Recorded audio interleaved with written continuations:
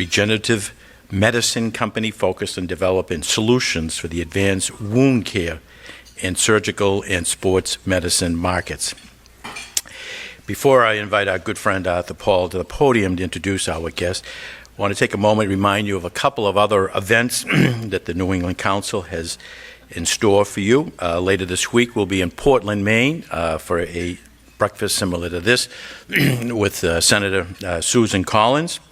And then we wrap up the month of October at the UMass Club in Boston for host a very special New England Innovates program looking at some of the incredible innovations in the robotic sector of New England. And Congressman Jim McGovern will be the keynote speaker, and many of our New England Council members will also participate on the panel. So, as always, you can find more information and register for any of these programs on our website, newenglandcouncil.com. Needless to say, we're fortunate to welcome back a good friend to the New England Council and a good friend to many of you here in the room, and that's Congressman Seth Magaziner, who will join me for a fireside chat in just a moment. But first, I'm very pleased and honored and humbled to turn it over to Arthur Paul Petrocinelli of Organic Genesis to introduce our very special guest, Arthur Paul. The rest is up to you. Thank you, Jim. First of all, I would like to say about the New England Council. Organogenesis has been a member of the New England Council for over 5 years, and it is the New England Council, and Jim Brett is, in my opinion, Mr. New England Council. But to put on these breakfasts or luncheons or events, it takes a staff. And Larry Zabar, who is here, and Ashley and Pauline and Margaret and Griff are basically the key to putting on these flawless events every single week. So I would like to give them applause also for that.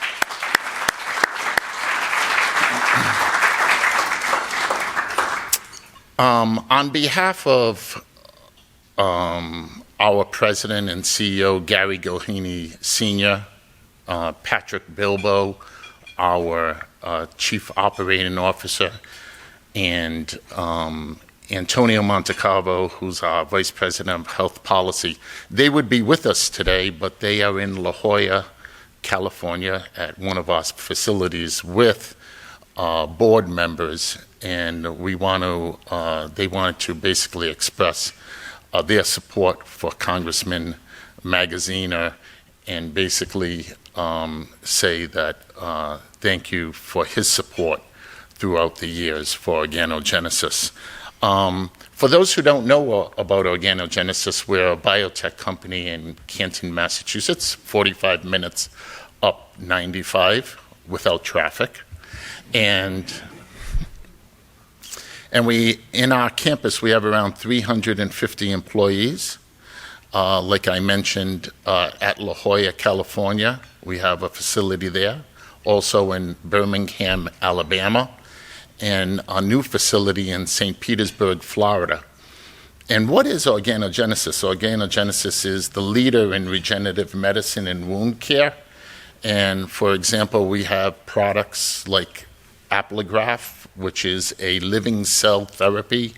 And people that live with diabetic wounds, open wounds, for just not a week or a month, or unfortunately, maybe years, this living cell, which is FDA approved, when it's debrided properly by the doctors, actually will reduce these wounds. And if these wounds are not taken care of, unfortunately, it will lead to amputations that I'm sure that we all know someone that has had it.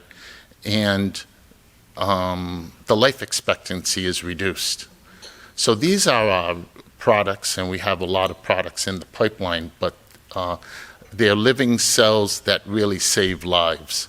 We have a new product coming out, and it's coming out in our pipeline. It's called Renew, and it's a promising product to treat knee osteoarthritis symptoms, and hopefully that will relieve pain in, the knees for a number of people.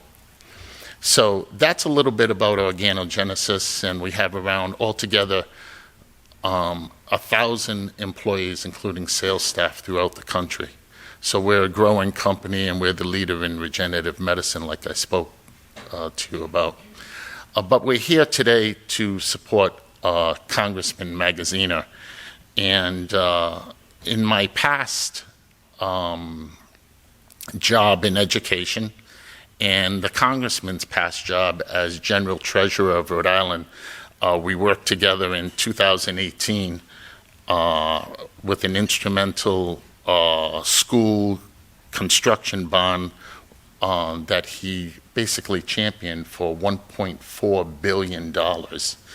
And I know that we're concentrating on what committees he's on, as a congressman, but I had to say, working with him and him champion that and helping schools like East Providence High School, just not rebuilding, but really helping the entire state with that. I really wanted to thank him for his leadership on that. So it's just that. The congressman currently is serving his first term representing Rhode Island's 2nd Congressional District. He serves on the House Committee on Natural Resources and House Committee on Homeland Security, where he is the ranking member, and Subcommittee of Counterterrorism, Law Enforcement, and Intelligence. And before I bring him up, I want to say tonight is an important night for all our Boston Celtics fans, because we raised banner 18. I know the congressman's a big Celtics fan, and our homegrown coach, Joe Mazzulla from Johnston, Rhode Island, led the championship for the Celtics. So go Celtics. And it's my pleasure to introduce Congressman Magaziner and Jim Brett for a fireside chat.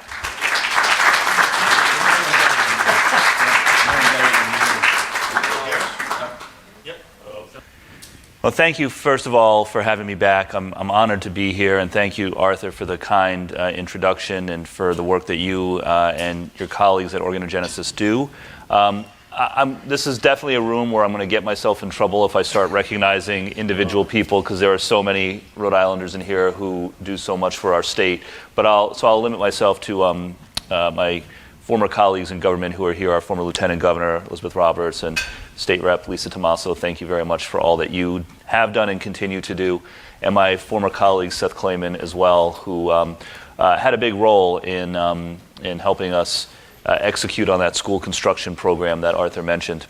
So the question was about the federal budget, and yes, the last thing we did before we all came home to start campaigning was punt the budget until after the election.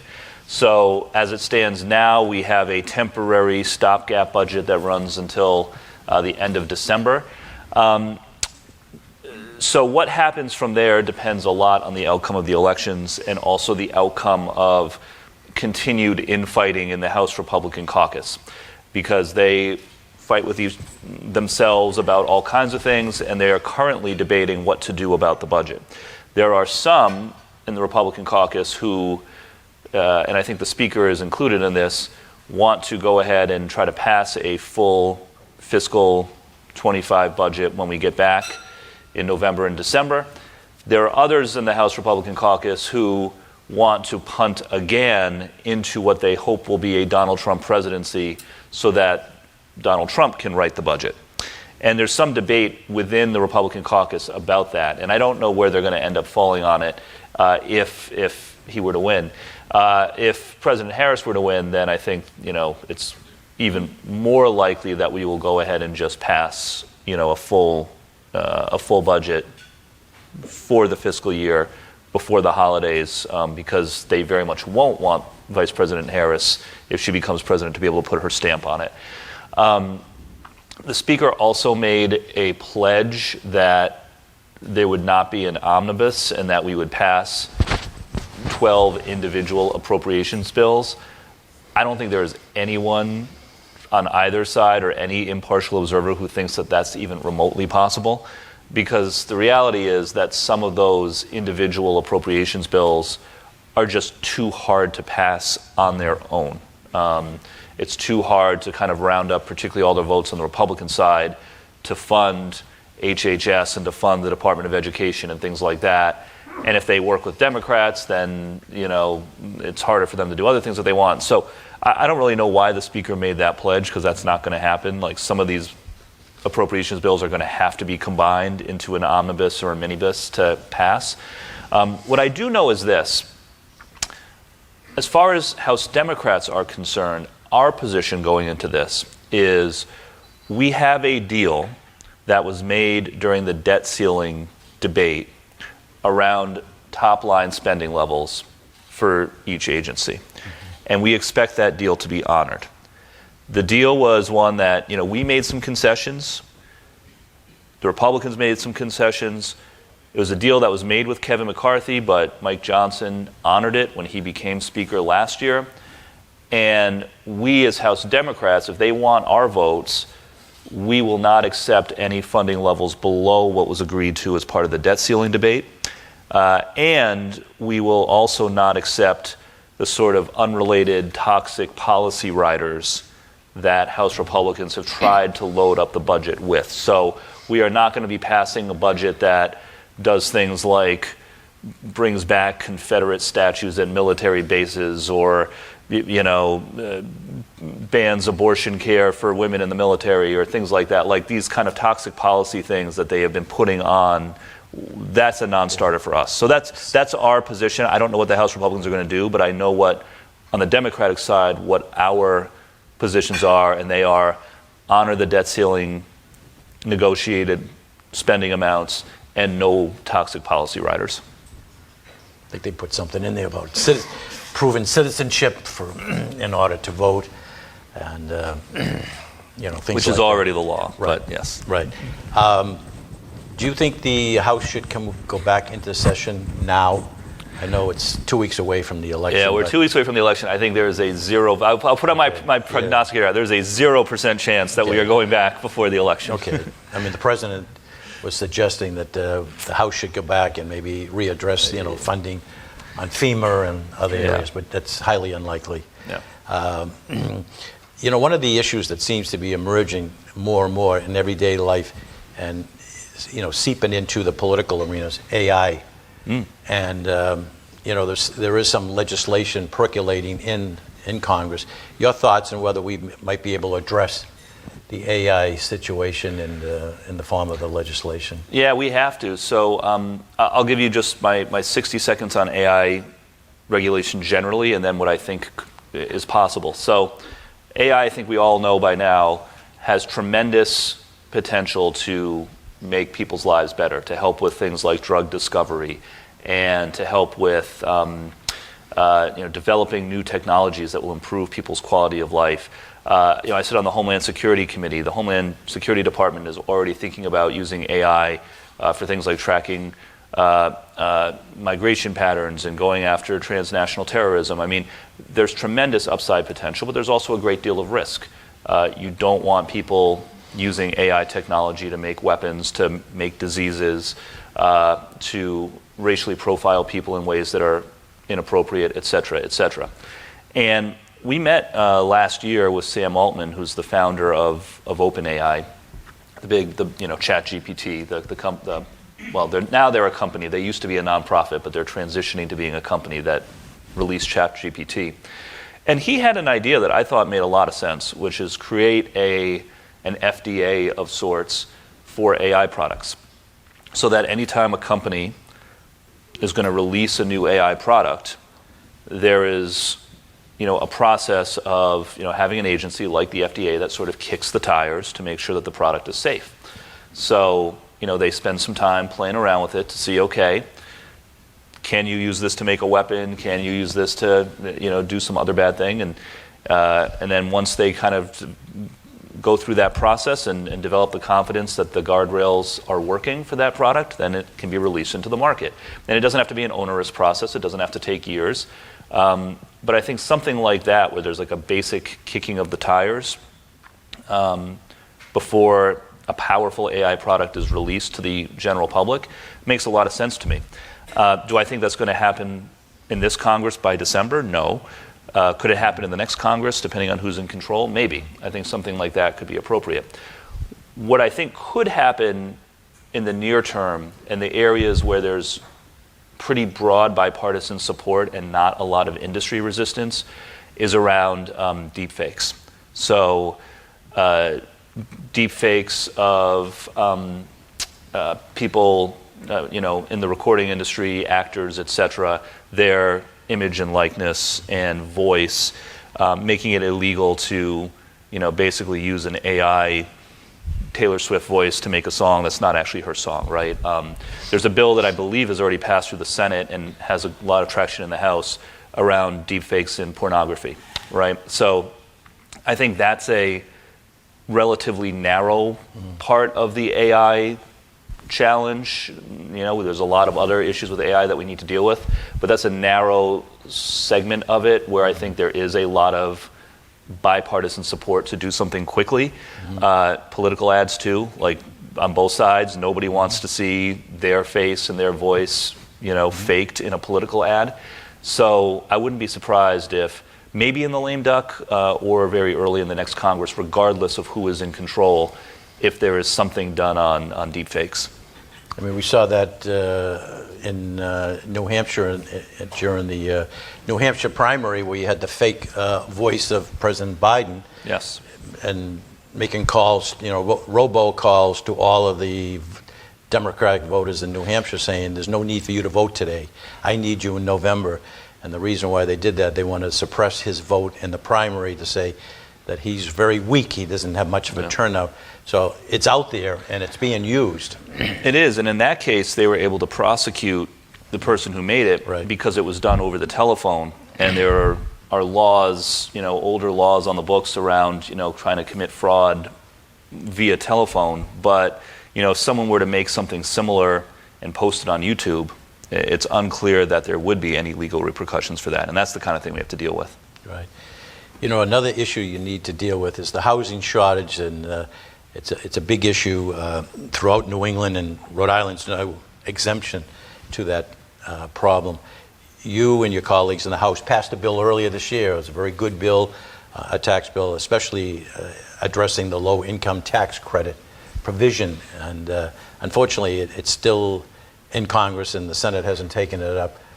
Your thoughts on whether they can do that at the end of the year, or can we maybe do a low-income tax credit piece of legislation stand alone? Yeah, I mean, that's a question for the Senate, because we passed it in the House overwhelmingly. Right. It was one of the few times in the last 2 years that the House actually passed something overwhelmingly bipartisan on a domestic policy issue. Because, the housing crisis is obviously severe in Rhode Island, but all across the country people are dealing with this. And the low-income housing tax credit is one of the best tools that Rhode Island Housing and other developers across the country use to fund more affordable housing production. So, it's frustrating that it got caught up in the Senate. I don't think the low-income housing tax credit part of that bill was what caused it to get caught up. It was combined in a bill with a bunch of other things as well. But I thought it was a good bill. I voted for it. It's going to take sort of an all of the above approach, and I think a lot of good work has been done at the state level in Rhode Island, both to fund housing production and also to take a second look at zoning restrictions that have prevented a lot of development. The City of Providence is releasing an updated zoning plan that I'm very excited about, that I think is going to make it a lot easier to build housing in Providence. One issue that I've been focused on at the federal level, I sit on the Natural Resources Committee. We oversee the historic tax credit program for the federal historic tax credit.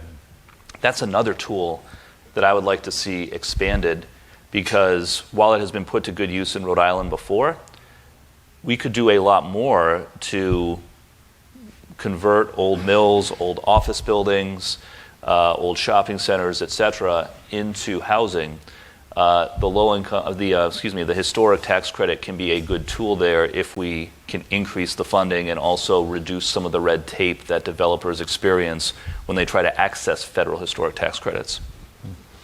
You know, it's been 3 years since the infrastructure bill passed, bipartisan support, and can you give maybe an overview of how it's impacted your district? Oh my gosh, how much time do you have? Yeah. So, through the bipartisan infrastructure bill so far, nearly $2.5 billion have been awarded to Rhode Island.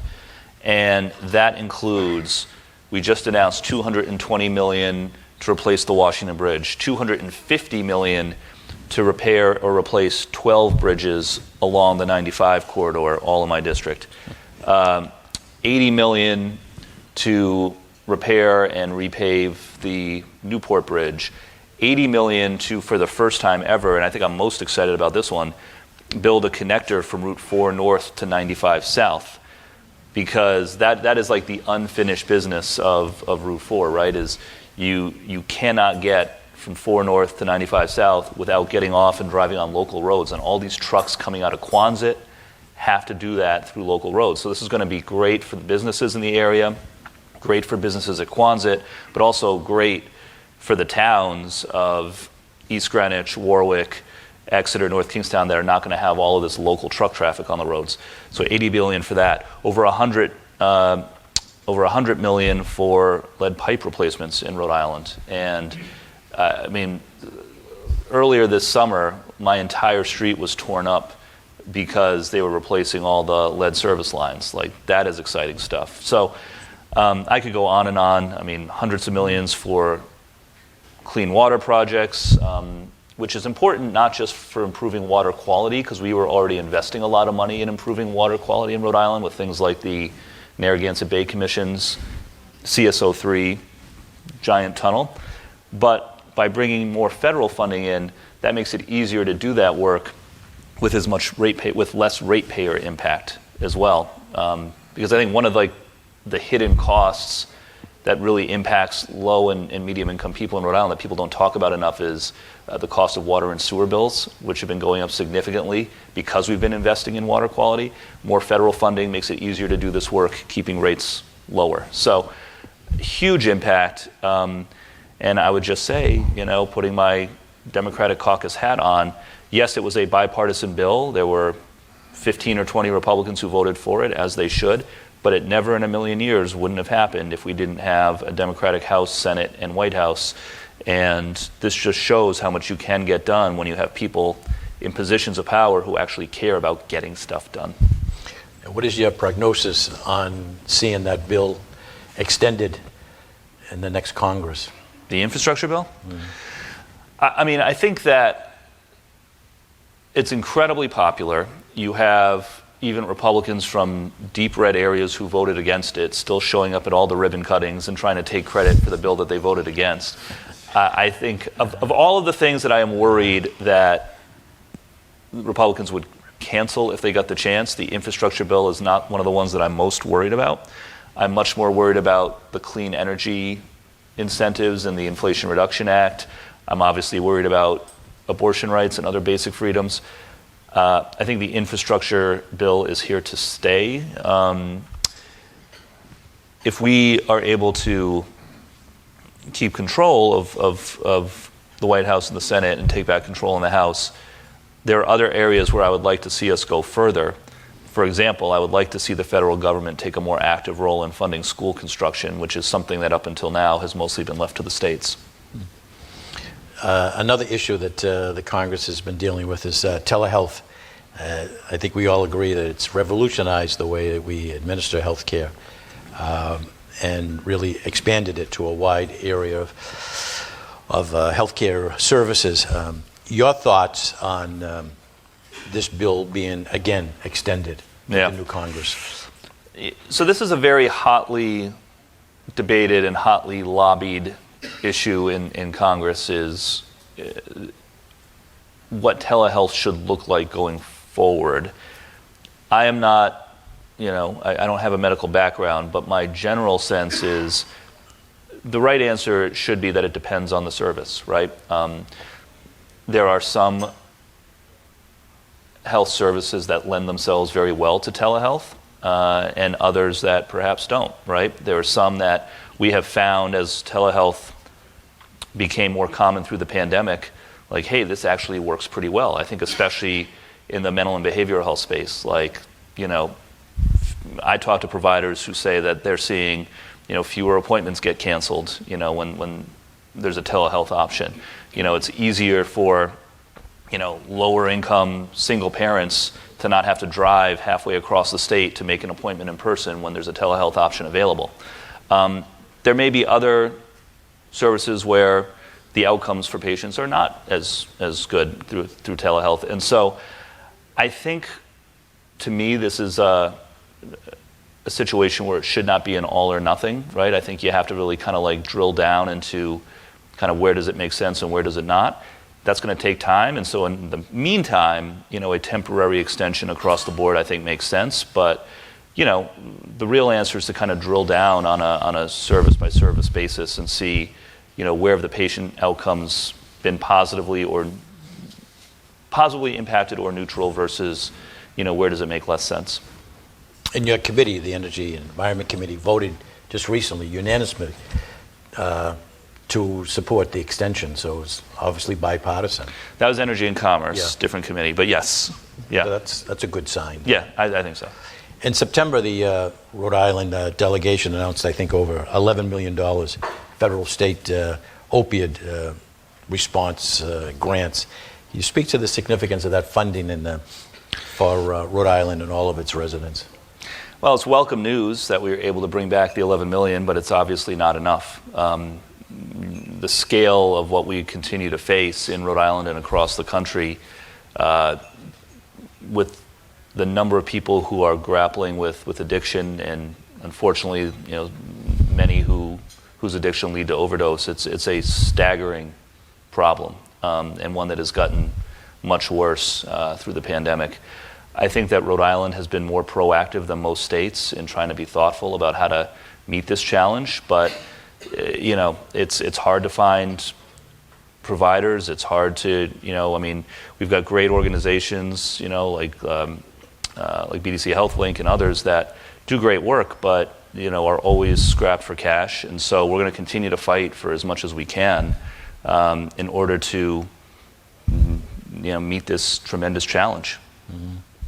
The blue economy is a large part of the Rhode Island economy, from higher ed to private businesses, but needless to say, it's had a wide range and impact. How do you see the future of this economy growing? What can Congress do to kind of stimulate it to even higher grade? Yeah, so tremendous success story for Rhode Island, right? Blue economy is one of those kind of buzz phrases that's been percolating for a number of years now, but it's actually happening, right? In Rhode Island right now, if you look at where a lot of the growth is, it is at places like not just Electric Boat, which is sort of the 3,000-pound gorilla, but also Regent Craft, this really cool new company that is going to be manufacturing these sea gliders. They've just committed to hiring 300 people in Rhode Island, and there are companies in Rhode Island now that are making electric boat motors and hiring people, and obviously a lot of work being done in the defense space, a lot of great work being done at the colleges, at URI and elsewhere, in the marine sciences, many of which have commercial applications. So the number of Rhode Islanders who are already working in the blue economy is significant, and the growth rate is really awesome. One of the things that I try to focus on, though, and so yes, we are focused on bringing back funding to support all of this work. I've been working, we just delivered a federal earmark to URI to help build out the data security so that they can do more for the Navy in the classified research space. We're investing a lot of funding in the Bay campus at URI. We continue to fund and support the the AUKUS program and the submarine program at Electric Boat that also helps a lot of the suppliers all across Rhode Island. So yes, we're continuing to support funding and all that. But another aspect of the blue economy that I am focused on is we have to make sure that all Rhode Islanders have an opportunity to participate in the growth and opportunity of the blue economy.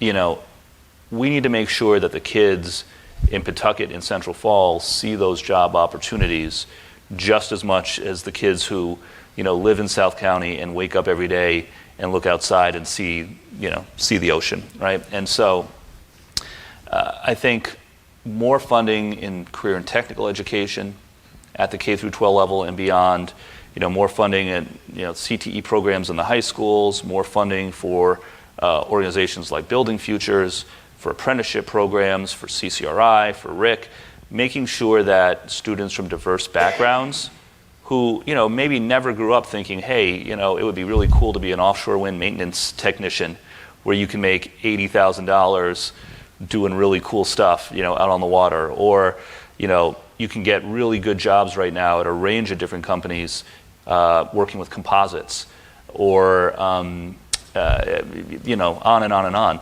The starting salaries now at EB are like insane. It's more money than I made, coming out of business school 12 years ago. And so I think we got to make sure that we continue to invest in these programs that make the growth of the blue economy accessible to everybody, and that's an area of focus of mine as well. In August, you hosted several of your colleagues from the House for a discussion on the future of offshore wind energy. What was the takeaway from that?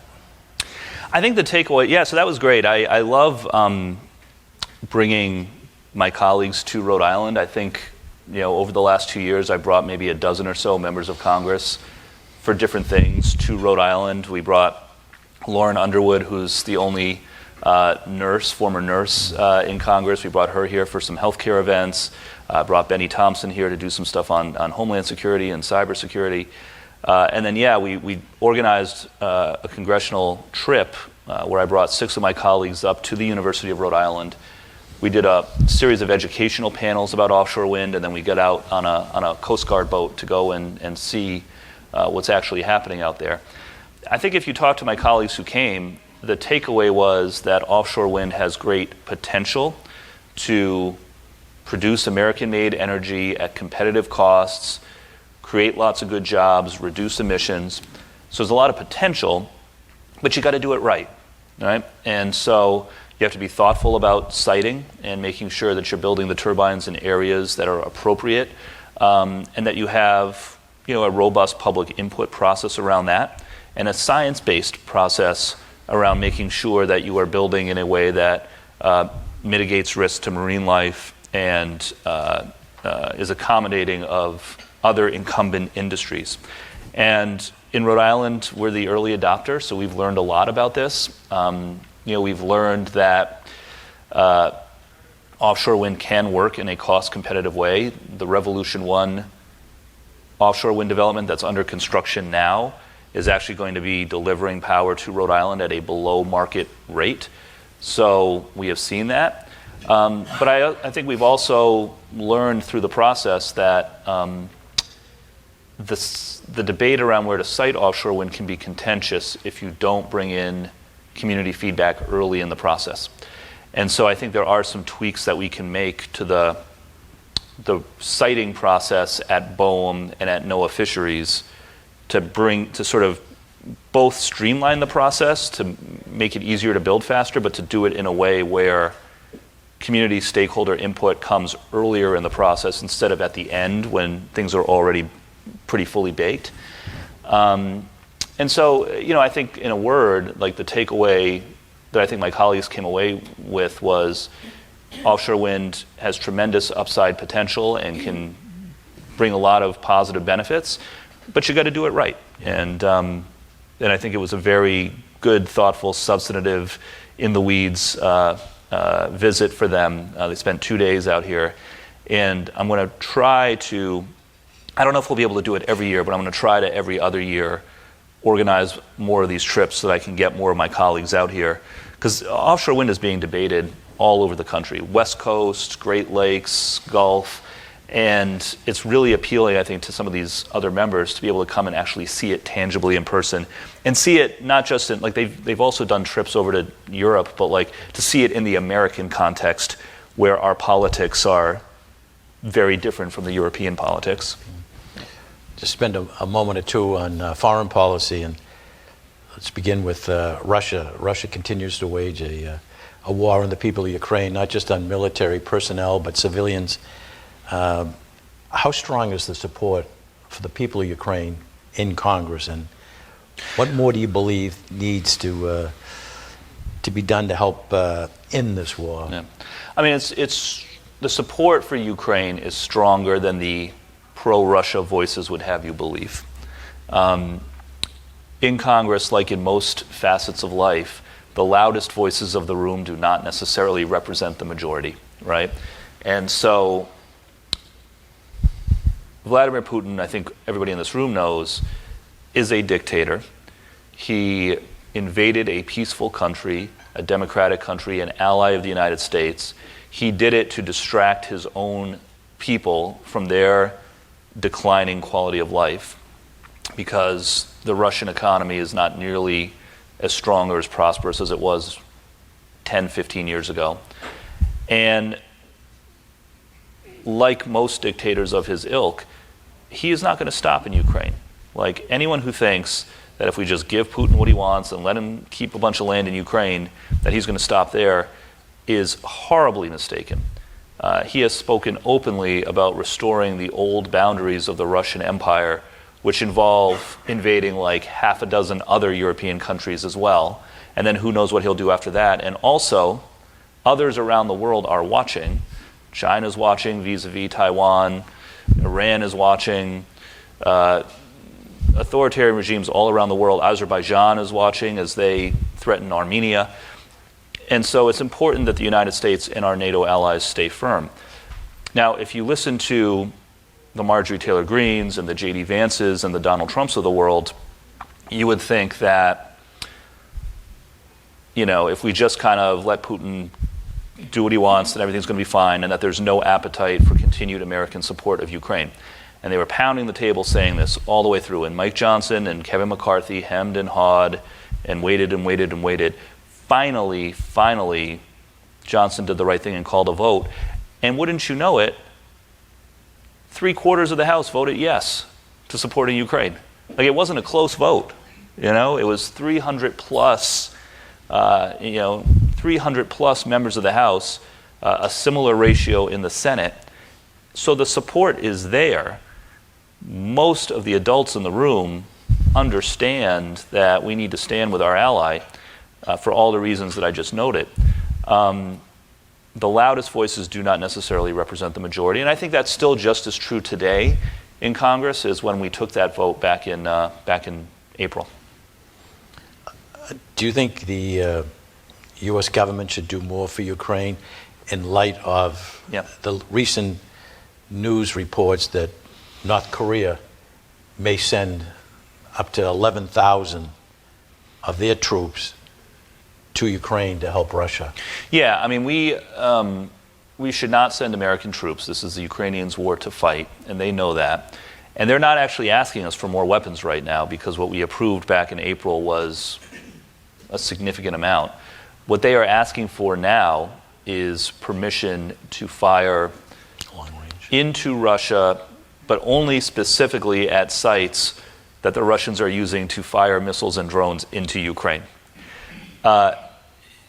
Yes, we should let them do that. We should take those handcuffs off, because it is unreasonable to expect the Ukrainians to win a war where they face significantly larger fighting force on the Russian side, and expect them to be able to win while they are taking incoming missiles and drones and aren't able to take out those missile batteries and those drone launching sites. So yes, we should. And there have been other times over the last year and a half where I think the administration was frankly too cautious, but and this is another one of them. But yes, we should absolutely let them have the latitude that they need in order to win. And by the way, what Ukraine has done is really incredible. I mean, they have neutralized the Russian Navy in the Black Sea, even though they don't have a navy themselves. Like, the fact that they have done this well for this long is nothing short of miraculous. It would not have been possible without U.S. support, but it's also because the Ukrainians are actually really good at this. And if this is what they say they need, then we should let it happen. You know, earlier this month marked the 1-year anniversary of that horrific and unprovoked attack on Israel. 2 weeks ago, Hamas killed 6 hostages, including 1 American.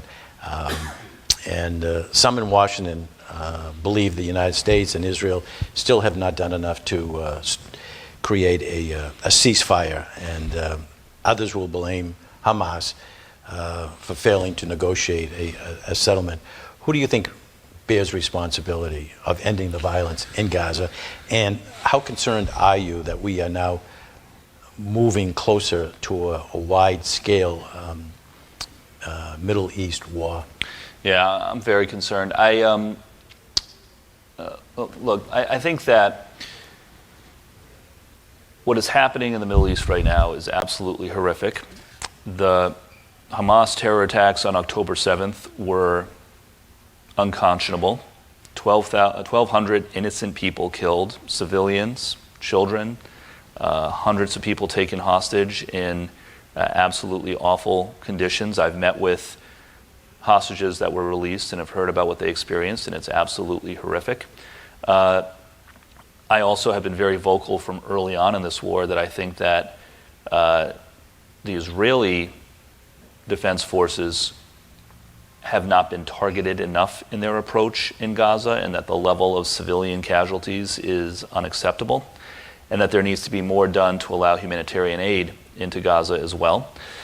The reality of the situation is that neither side seems very interested in stopping the fighting, right? And so when I hear people say, well, we need to get Israel to agree for a ceasefire, it's like, all right, but Hamas has shown no desire to have one either. And in fact, when there was a brief ceasefire and some hostages that were released back last fall, it was Hamas that broke that ceasefire. On the same side, on the opposite side, Netanyahu, I think, cares more about his own political fortunes in Israel than he does about actually resolving the conflict. And so he has not been a very cooperative partner in trying to negotiate a ceasefire either. So it's tough. I mean, the United States, we're the most powerful country in the world, but our power is not absolute or limitless. And when you have two sides fighting a war and neither side wants to stop fighting, there's only so much you can do. But I do give the Biden administration for continuing to try, because at the end of the day, we don't want to look back at this already tragic episode and wish that we had done more to try to bring peace earlier. I think that the effort is there. I think that the Biden administration is trying everything that they can to pressure both Israel and Hamas and other players in the region to reach at least a temporary ceasefire that can then lead to a longer-term peace. But it's hard to execute on that when neither side is ready to stop fighting and neither side feels that their mission is complete. The tragedy of it, of course, is that there's a lot of innocent people who are caught in the middle, Israeli and Palestinian, and it's a tough situation. But I will just sort of go back and connect it back to the Russia thing for a minute. First of all, don't forget that Russia and Iran are allies, that Vladimir Putin invited Hamas leadership to come visit him in Russia 2 weeks after October 7th. And once again, if Russia is allowed to succeed in Ukraine, we are going to have a whole lot of other messes on our hands as well, just like you're seeing in the Middle East. You know, one topic that's in the Boston newspapers and the newspapers here in Rhode Island is Hasbro. Do you have any update on what is going on there? Just between us in the room. Doesn't go any further. Yeah. No, for sure. So let me say, I mean, as soon as the news broke, I reached out to Chris, the CEO of Hasbro, right away. I had met with him on some other things previously, so he and I had a little bit of a relationship. reached out to the governor, reached out to Liz Tanner to offer my 2 cents. Hasbro is an iconic company. It is vitally important to Rhode Island's economy. And so we need an all-hands-on-deck effort to make sure that they are able to succeed and thrive here. It's not just about making them stay here. It's about making them be successful here, right? And in the conversations that I've had with this Hasbro leadership, what I would just highlight is, yes, the building is a part of it.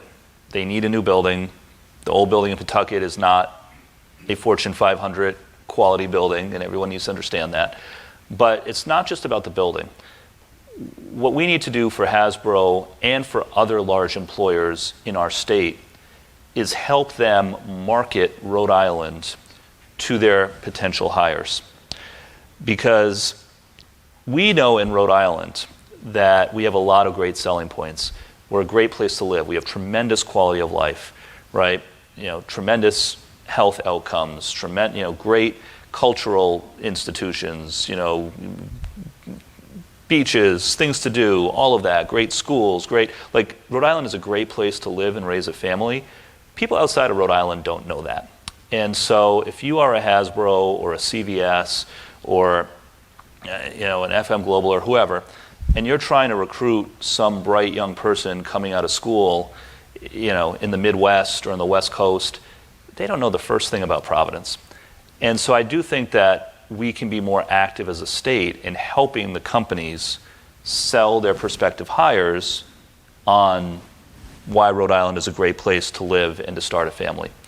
I experienced this in a different context. When I was state treasurer, I really wanted to bring this annual state treasurers conference to Rhode Island. I thought it would be a neat thing to do. It was 800 people would come, and I would go to the other treasurers and I go to the leaders of the group, and I pitched them on it, and they'd be like, "Oh, Rhode Island, Newport. Okay, we could come to Newport." Well, we couldn't do Newport because the facilities weren't big enough. It had to be Providence. And they were like, "Providence? What's in Providence?" And none of them had ever been before, right? And so I think, yes, the state needs to be aggressive in helping them with a new building. We've gotten really good at that in Rhode Island. We've gotten pretty good at building things over the last decade. But it's not just about giving them a shiny new box to work out of. It's about helping them make the case to the people who they want to hire that Rhode Island is a great place to live and work and start a family. And there's a lot of things that go into that pitch. Part of it is, the airport, JetBlue is getting ready to, Breeze is getting ready to add 8 new direct flights out of the airport on top of what they already have, including West Coast flights. I think we're going to have half a dozen West Coast flights, direct flights out of TF Green in the next 2 years. Getting the airport involved and working with our large employers to make sure that we're prioritizing routes to the places that they need to go to. So I think what I have emphasized to the Hasbro leadership in the conversations I've had with the governor and Liz and others is view this not just as a building, but as something more holistic. And if we can put together a really good package to help Hasbro thrive and recruit and grow in Rhode Island, that toolbox will also be useful for other large employers around the state as well.